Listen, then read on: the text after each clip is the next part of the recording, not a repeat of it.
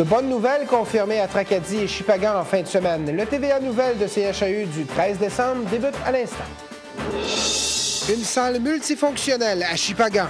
On a tous les outils pour amener des colloques ici dans notre région. Et davantage de services aux entreprises du parc industriel à Tracadie. James Carroll de Valcomo, accusé de crimes de nature sexuelle, écope de 5 ans de pénitencier. Et l'organisme Tourisme Baie des Chaleurs mise sur les sites de réseaux sociaux pour attirer des visiteurs. Ces actions web-là ont une plus grande portée et nous coûtent moins cher.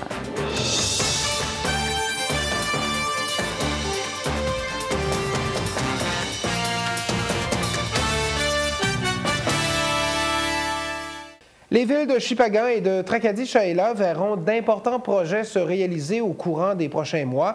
Le premier ministre du Nouveau-Brunswick, David Aylward, et le ministre fédéral, Kate Ashfield, étaient dans la péninsule acadienne samedi pour annoncer des investissements importants pour la région. Annie Levasseur.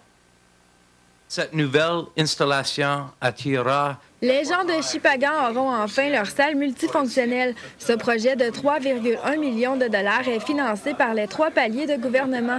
Le fédéral a remis samedi 1 350 000 $.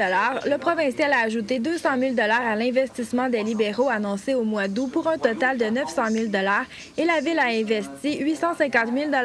Cette salle pourra accueillir des congrès ainsi que des activités culturelles, touristiques et communautaires. On a tous les outils pour amener des colloques ici dans notre région, des congrès.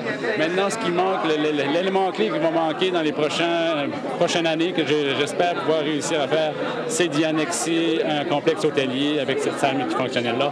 Et à ce moment-là, j'aurai probablement accompli tout ce qu'il y a à accomplir pour maximiser le développement économique ici à Shippagan. La salle multifonctionnelle pouvant accueillir jusqu'à 450 personnes sera située à cet endroit tout juste à côté de l'aquarium et centre marin du Nouveau-Brunswick. Un système de murs mobiles permettra d'aménager plusieurs salles selon les besoins des utilisateurs.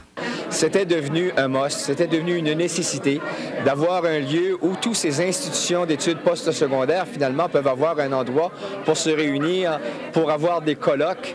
Et bien souvent, pas parce qu'on retrouvait ces colloques-là dans d'autres endroits de la péninsule, on les retrouvait même pas dans la péninsule acadienne. Nous pouvons remettre le Nouveau-Brunswick. Du côté de Tracadie-Shaila, des investissements de près de 1,5 million de dollars permettront d'améliorer le parc industriel. Les travaux comprendront l'expansion du service d'eau et d'égouts, la construction d'une station de pompage des eaux usées et l'ajout de 5 places. Le parc industriel passera de 64 à 70 acres. La ville souhaite ainsi attirer d'autres entreprises. Présentement, disons, ces entreprises-là qui sont parcs industriels en pas giglaire, alors ça permettra de rencontrer le code des bâtiments. Ça va permettre aussi, disons, de développer le secteur. Jusqu'il y en avait des demandes, mais étant donné que les entreprises qui voulaient venir ici n'avaient pas d'eau et égouts, on va faire, disons, répondre aux besoins des 14-15 entreprises qui sont là, puis que ça va nous permettre, disons, de créer d'autres emplois. Le provincial et le fédéral ont remis chacun 500 000 $ et la ville de Tracadie-Shaila a investi 494 000 $. Les deux projets devraient voir le jour d'ici la fin de 2011. Annie Levasseur pour CHAU TVA. L'ex-député du Nouveau-Brunswick, Frank Branch, était de retour en cours du banc de la reine de Bathurst vendredi afin de savoir si la province paiera ses frais d'avocat pour son procès. Frank Branch est accusé de fraude, d'extorsion et d'abus de confiance. Les faits pour lesquels il est accusé se seraient produits entre 1999 et 2005, alors qu'il était directeur général de l'Office de commercialisation des produits forestiers du Nord. Il affirme ne pas pouvoir se payer d'avocat pour son procès puisque ses biens ont été gelés en 2009, alors que l'Office de commercialisation a intenté une poursuite civile contre lui. La Cour a refusé sa demande de dégeler ses actifs à la mi-novembre. Le procès de M. Branch devrait durer au moins 6 semaines. Vendredi, l'Office de commercialisation a proposé de dégeler une partie de ses actifs pour 50 000 $. L'ex-député a tenté de prouver qu'il lui était impossible de payer un avocat pour son procès avec ce montant, puisque son enquête préliminaire lui a coûté 165 000 $ et que son procès devrait durer plus longtemps. Le juge Jack Walsh rendra sa décision le 14 janvier. Opération Nez Rouge a enregistré un record la fin de semaine dernière dans la péninsule acadienne. Les quelques 200 bénévoles ont effectué 274 raccompagnements vendredi et samedi soir. Au cours de ce week-end historique, plus de 11 000 km ont été parcourus pour reconduire les utilisateurs de Nez Rouge à bon port. Le beau temps et l'approche du temps des fêtes sont des facteurs évoqués pour expliquer ce succès de la fin de semaine. Le service reprendra en Acadie, tout comme en Gaspésie, vendredi et samedi prochain, à compter de 21 h.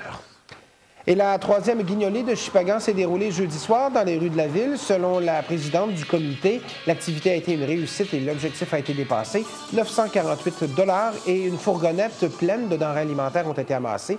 70 personnes, 20 de plus que l'année dernière, ont pris part à la guignolée. Des élèves de Moncton, des enfants et des gens de la communauté ont parcouru les rues pour chanter des chansons et amasser des denrées.